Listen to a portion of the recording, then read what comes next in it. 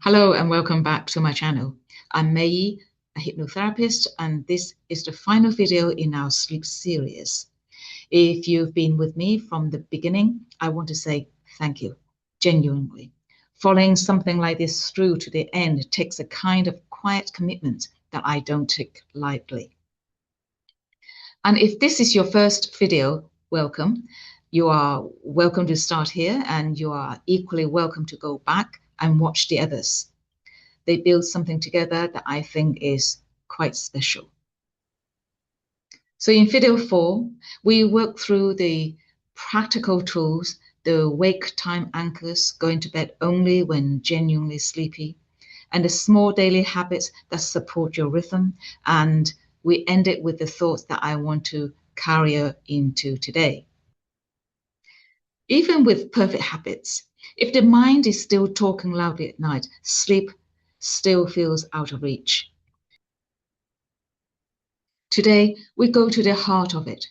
We look at that inner voice, what it says, how it says it, and most importantly, how to gently change it.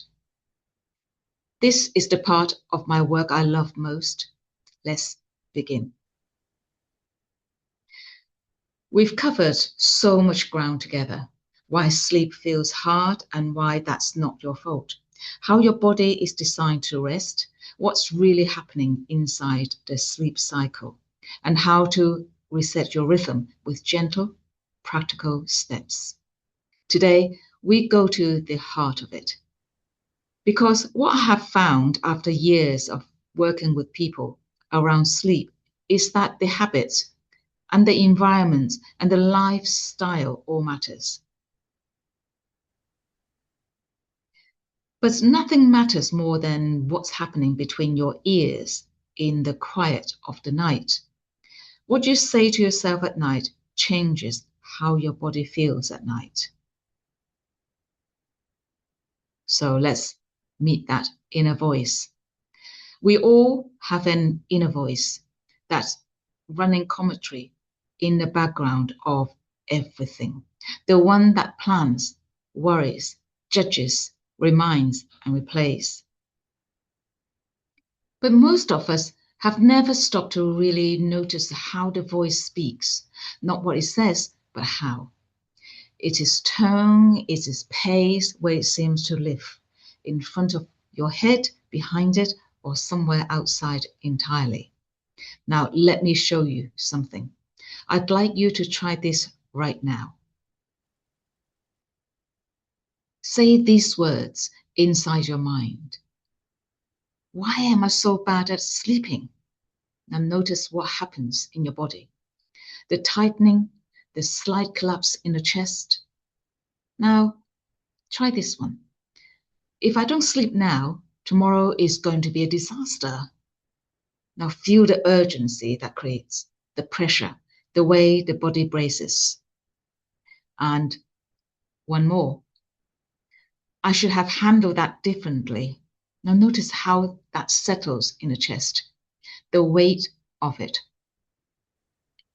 These aren't just words, they are instructions to your nervous system. And your nervous system is listening and responding to every single one. Now here's something powerful. You can change that voice. Not what it says yet, but how it sounds, its pace, its texture, its tone. When a mother soothes a baby to sleep, she doesn't use sharp, clipped sentences. She uses a slow, warm, drowsy murmur, and the baby's nervous system mirrors it, unwinding, softening, letting go. You can do exactly the same thing for yourself. Take a breath, and in the softest, slowest inner voice you have, simply say, "Is all right. I can rest now." Feel the difference? That soft, slow tone is not just nicer, it's a direct physiology signal telling your nervous system that it is safe to release. Getting drowsy is a skill, believe it or not. And like every skill, it deepens with practice. The more you choose that soft, slow voice in the moments before sleep, the more natural it becomes, the more the body learns to follow it. Many people I worked with describe themselves as bad sleepers. I've always been like this. Nothing ever works for me. My brain just doesn't switch off.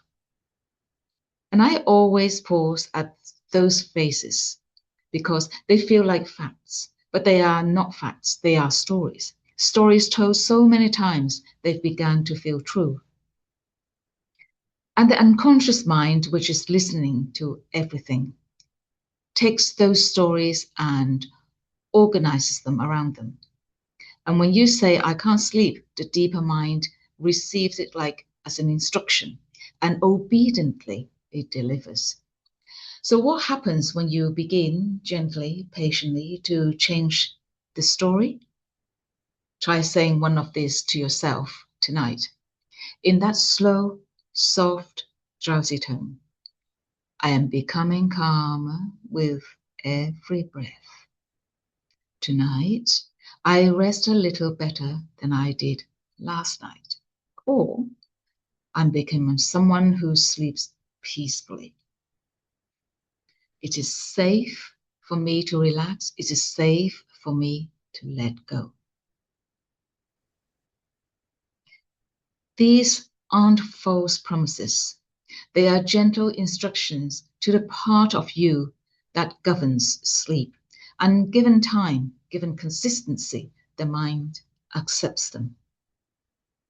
If that exercise, the shift in tone, the softer voice, if you felt something change in your body just now, that's the work.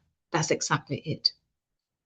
Now, if this series has meant something to you, if even one video has given you a moment of relief or recognition, I would be so grateful if you'd like this video and subscribe. It costs you nothing and it means this content finds its way to more people who are quietly struggling. And do share it with someone you love, with anyone you know who hasn't slept well in a while. Sleep affects everything. And something this gentle and accessible deserves to travel. Right? Let's finish this together because the best part is still to come. Now, what about those nights when the thoughts genuinely won't stop? When the mind has a list and it's not done with you? First, don't fight it. Fighting thoughts at night is like pushing a ball underwater. The more force you use, the more forcefully it comes back. And the effort itself keeps you wide awake. Instead, try to organize it. During the day, give yourself 5 or 10 minutes of dedicated worry time. Sit down, write everything out, and genuinely acknowledge it. By doing this in the daylight, you're less likely to need to do it at midnight. Keep a small notebook beside your bed. If something arrives in the night, write it down and say inwardly, I've noted that it will be there in the morning and I can let it go now. And try speaking directly to your unconscious mind. Say something like, as I unwind, let my mind sort what matters and release what no longer needs my attention tonight. Or, as I drift into calm, help me keep what supports me and let go of what weighs me down. Your unconscious mind listens more carefully than you might imagine. Give it clear, gentle instructions, and it will do its work while you rest. Now, let's move on to what can you do if you do wake up at night? And for those moments when you wake up in the small hours and aren't sure how to find your way back, here's exactly what I'd suggest. First, remind yourself that this is normal. The sleep cycle is shifting. Nothing has gone wrong. Take one slow breath and begin. Whisper inwardly. The day is done, whatever it held. It is complete. You don't need to solve anything right now. Place your hand gently on your lower stomach and feel the rise and fall of your breath, and let that rhythm be your anchor. Breathe in slowly through your nose for a count of 5. Hold 5 and exhale slowly through the mouth for a long, gentle 10. Repeat that 3 times. You may notice a softening in the body, perhaps a yawn. That yawn is your body's signal. I'm ready.